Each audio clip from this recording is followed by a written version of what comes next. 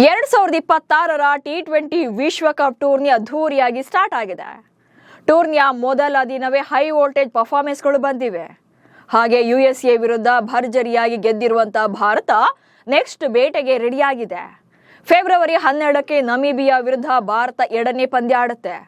ಅದರಲ್ಲೂ ಈ ಟೂರ್ನಿಯಲ್ಲಿ ಮೋಸ್ಟ್ ಅವೈಟೆಡ್ ಮ್ಯಾಚ್ ಆಗಿದ್ದಂತ ಇಂಡೋ ಪಾಕ್ ವಾರ್ ಫೆಬ್ರವರಿ 15ಕ್ಕೆ ಫಿಕ್ಸ್ ಆಗಿತ್ತು. ಆದರೆ ಪಾಕಿಸ್ತಾನದ ಹುಚ್ಚಾಟದಿಂದಾಗಿ ಈ ಪಂದ್ಯ ನಡೆಯೋದು ಇನ್ನೂ ಕೂಡ ಡೌಟ್ ಇದೆ. ಅಷ್ಟಕ್ಕೂ ಇಲ್ಲಿ ಪಾಕಿಸ್ತಾನ ಮ್ಯಾಚ್ ಆಡಲ್ಲ ಅನ್ನೋಕೆ ಅಸಲಿ ಕಾರಣವೇ ಸೋಲಿನ ಭಯ. T20 ವಿಶ್ವಕಪ್ ಇತಿಹಾಸದಲ್ಲಿ ಭಾರತದ ಮುಂದೆ ಮಂಡಿಯೂರ್ತಲೇ ಬಂದಿರುವಂತಹ ಪಾಕಿಸ್ತಾನ ಈಗ ಬಹಿಷ್ಕಾರದ ನಾಟಕ ಆಡ್ತಿದೆ ಅಷ್ಟೇ.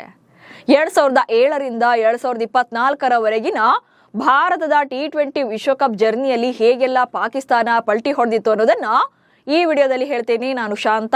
ನೀವು ಸುದ್ದಿಯಾನದ ಸಬ್ಸ್ಕ್ರೈಬರ್ ಆಗೋದಕ್ಕೆ ಮರಿಬೇಡಿ.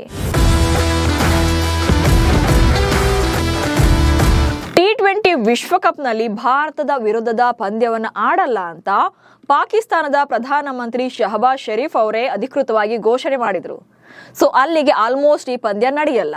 ಆದರೆ ಲಾಸ್ಟ್ ಮೂಮೆಂಟ್ನಲ್ಲಿ ಏನ್ ಬೇಕಾದ್ರೂ ಆಗಬಹುದು. ಅವ್ರು ಆಡ್ತೀವಿ ಅಂದ್ರು ಆಡಲ್ಲ ಅಂದ್ರು ಕೂಡ ಭಾರತ ಅಂತೂ ಕಂಪ್ಲೀಟ್ ಆಗಿ ಪ್ರಿಪೇರ್ ಆಗಿರಬೇಕು. ಪಂದ್ಯಕ್ಕಾಗಿ ಶ್ರೀಲಂಕಾಗೆ ಹಾರಿ ಕೊಲಂಬೋ ಮೈದಾನದಲ್ಲಿ ಟಾಸ್ಗಾಗಿ ಕ್ಯಾಪ್ಟನ್ ಸೂರ್ಯಕುಮಾರ್ ಯಾದವ್ ಮೈದಾನಕ್ಕೆ ಹೋಗಬೇಕಾಗತ್ತೆ. ಸೊ ಟಾಸ್ ಟೈಮಲ್ಲಿ ಪಾಕಿಸ್ತಾನದ ನಾಯಕ ಬಂದಿಲ್ಲ ಅಂದಾಗ ಮಾತ್ರ ಅಧಿಕೃತವಾಗಿ ಆ ಪಂದ್ಯದ ಮ್ಯಾಚ್ ರೆಫರಿ ಪಂದ್ಯವನ್ನ ವಾಕ್ ಓವರ್ ಅಂತ ಘೋಷಣೆ ಮಾಡಿ ಭಾರತಕ್ಕೆ 2 ಅಂಕಗಳನ್ನ ಕೊಡ್ತಾರೆ. ಸೊ ಅಲ್ಲಿವರೆಗೂ ಕೂಡ ಪ್ರೊಸೀಜರ್ಸ್ ಇರುತ್ತೆ. ಇದೆಲ್ಲ ಈ ಟೂರ್ನಿಯ ಹೈಲೈಟ್ಸ್. ಆದ್ರೆ ಈ ಹಿಂದಿನ ಆವೃತ್ತಿಗಳಲ್ಲಿ ಭಾರತದ ಎದುರು ಪಾಕಿಸ್ತಾನ ಹೇಗೆಲ್ಲ ಮುಗ್ಗರಿಸಿದೆ ಅನ್ನೋದನ್ನ ನೋಡ್ತಾ ಹೋಗೋಣ. T20 ವಿಶ್ವಕಪ್ ಟೂರ್ನಿ ಆರಂಭವಾಗಿದ್ದೆ 2007ರಲ್ಲಿ.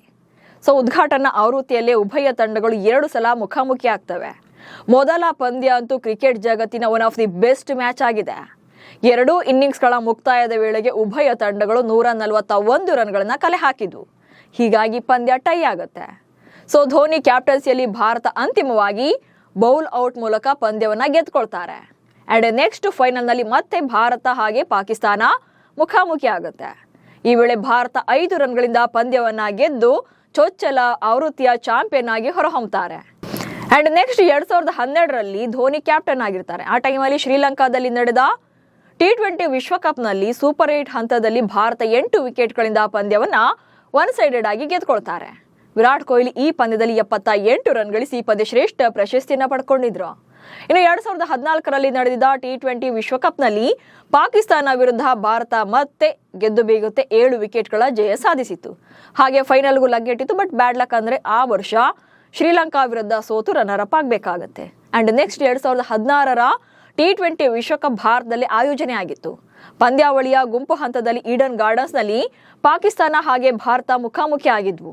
ಈ ವೇಳೆ ಮತ್ತೊಮ್ಮೆ ಮೆನ್ ಇನ್ ಬ್ಲೂ ತಂಡ 6 ವಿಕೆಟ್ಗಳಿಂದ ಗೆದ್ಕೊಂಡಿತ್ತು. ಹಾಗೆ ಈ ಪಂದ್ಯದಲ್ಲಿ ವಿರಾಟ್ ಕೊಹ್ಲಿ ಅರ್ಧ ಶತಕ ಬಾರಿಸಿ ಮ್ಯಾನ್ ಆಫ್ ದಿ ಮ್ಯಾಚ್ ಪ್ರಶಸ್ತಿ ಪಡ್ಕೊಂಡಿದ್ರು. ಇನ್ನು ಭಾರತ ಪಾಕ್ ಮ್ಯಾಚ್ ಅಂತ ಬಂದಾಗ 2021ರ ವರ್ಷವನ್ನಂತೂ ಮರೆಯೋಕ್ ಚಾನ್ಸೇ ಇಲ್ಲ. ಯಾಕಂದ್ರೆ T20 ವಿಶ್ವಕಪ್ ಜರ್ನಿಯಲ್ಲಿ ಬರೋಬ್ಬರಿ 14 ವರ್ಷಗಳ ನಂತರ ಪಾಕಿಸ್ತಾನ ಭಾರತದ ವಿರುದ್ಧ ಮೊದಲ ಗೆಲುವನ್ನ ಸಾಧಿಸಿತ್ತು. 2021ರ ವಿಶ್ವಕಪ್ UAEಯಲ್ಲಿ ಆಯೋಜನೆಯಾಗಿತ್ತು. ಬಾಬರ್ ಅಜಮ್ ನಾಯಕತ್ವದಲ್ಲಿ 10 ವಿಕೆಟ್ಗಳಿಂದ ಪಾಕಿಸ್ತಾನ ಈ ಪಂದ್ಯವನ್ನ ಗೆದ್ಕೊಂಡಿತ್ತು.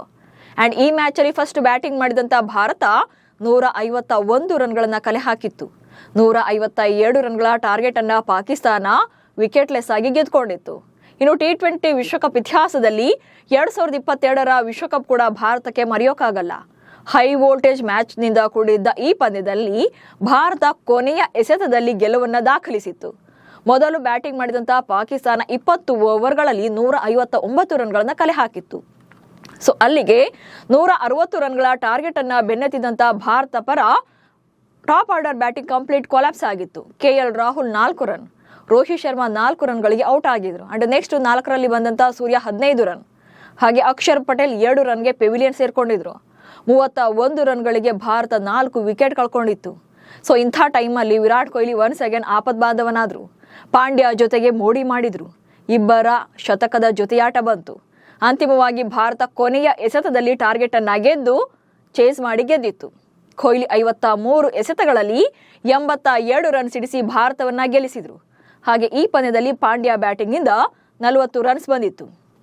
ಇನ್ನು ಕೊನೆ ಬಾರಿ ಅಂದ್ರೆ 2024ರಲ್ಲಿ ನಡೆದ ಪಂದ್ಯವನ್ನಂತೂ ಕೂಡ ಮರೆಯೋಕ್ ಚಾನ್ಸೇ ಇಲ್ಲ. ಅಮೆರಿಕದಲ್ಲಿ ನಡೆದಿದ್ದ ಈ ಪಂದ್ಯದಲ್ಲಿ ಫಸ್ಟ್ ಬ್ಯಾಟಿಂಗ್ ಮಾಡಿದ ಭಾರತ 119 ರನ್ಗಳಿಗೆ ಆಲ್ಔಟ್ ಆಗಿತ್ತು.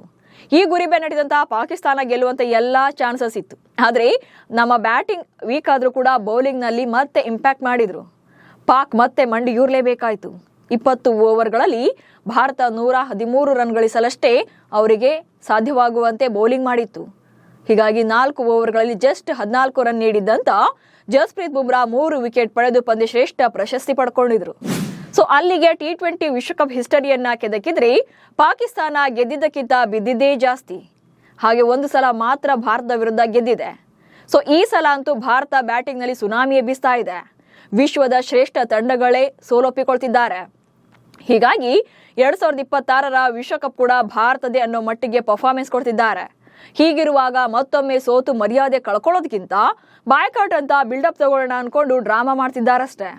T20 ವಿಶ್ವಕಪ್ ಅಂತ ಬಂದಾಗ ಭಾರತ ಹಾಗೆ ಪಾಕ್ ನಡುವಿನ ಯಾವ ಪಂದ್ಯವನ್ನ ನೀವು ಜಾಸ್ತಿ ಎಂಜಾಯ್ ಮಾಡಿದ್ರಿ ಅನ್ನೋದನ್ನ ಕಮೆಂಟ್ಸ್ ಮೂಲಕ ತಿಳಿಸಿ. ಹಾಗೆ ಸುದ್ದಿಯನ್ನು ಫಾಲೋ ಮಾಡಿ. ನಮಸ್ಕಾರ.